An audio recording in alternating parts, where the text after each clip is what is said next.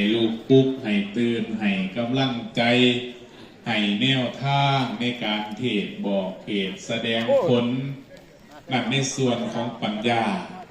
ในเห็นบอกญาติโยมผู้ที่มาฟังคดีหรือพระคุณเจ้าผู้ที่ประพฤติอุทานาวิธีนั่นคือเป็นวิธีการออกจากอาบัติเนาะอันนี้เป็นส่วนของพระบ่บอกให้ฟังได้ไหมไงโหหลายยังไงไปด่าพระบ่ได้เด้นะเข้าก็ได้เหตุบุญนำผู้ประพฤติปฏิบัติธรรมคือผู้ที่มีอย่างหนึ่งศีลสมาธิปัญญาบ่ได้สมบูรณ์บ่ได้บริบูรณ์แต่ได้ครับได้เกาได้ซองได้แย่งเบิ่งนางมา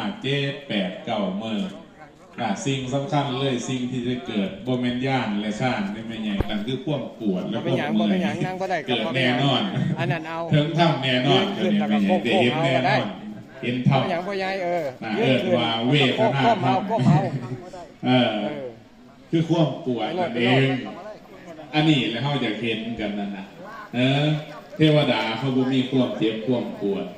ยากกลัวสิน้อมจิตลงพิจารณากายจะเริ่มกายคตาสติคือคนกับบ่ได้ไม่ใหญ่คนเฮ็ดได้เด้น่ะเกษาเพิ่นว่าผมทั้งหลายเห็นบ่เฮาสวดกันนั่นน่ะในอาการ32นั่นพระพุทธเจ้าบ่ตรัสรู้มาสิได้สอนกายคตาสติมีผู้เดียวเท่านั้นสอนได้ในจักรภพอันนี้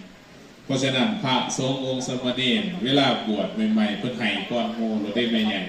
อาตมาไปสอบนักธรรมโทสมัยก่อนนะไปสอบนักธรรมโทข้อสอบออกว่าจังไดข้อสอบออกมาว่า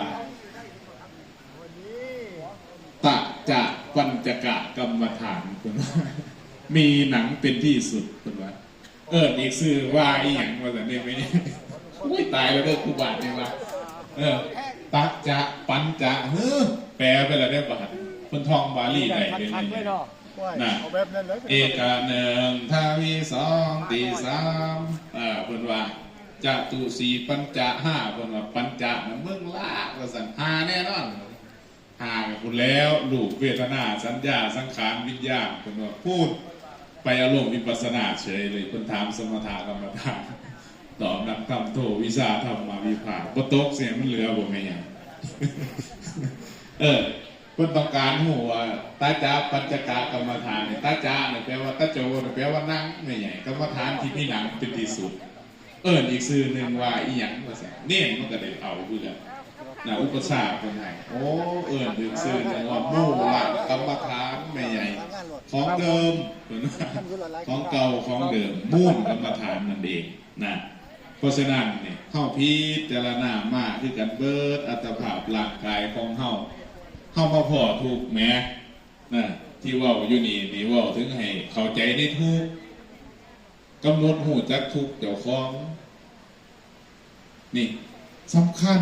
รักใจสำคัญของศาสนาเฮา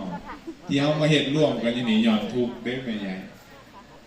อยากพ่อสุขอยากได้ประโยชน์โสดที่พ้นในทางสุขเฮาจังมาร่วมกันเฮ็ดบุญนี่เพื่อว่าบุญนั่นพออย่างครูบาอาจารย์เพิ่นสอนไว้เพื่อตมาว่า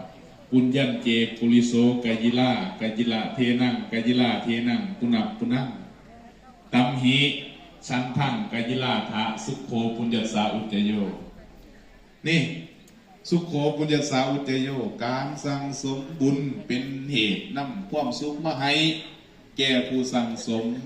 นี่เห็นบ่แม่เฮาจังได้เฮ็ดหวังประโยชน์โสดที่ผลจังสี่เด้อยายเด้อมาแต่บ้านได้แน่ละแม่ยายทางได้ละเนี่ยโอ้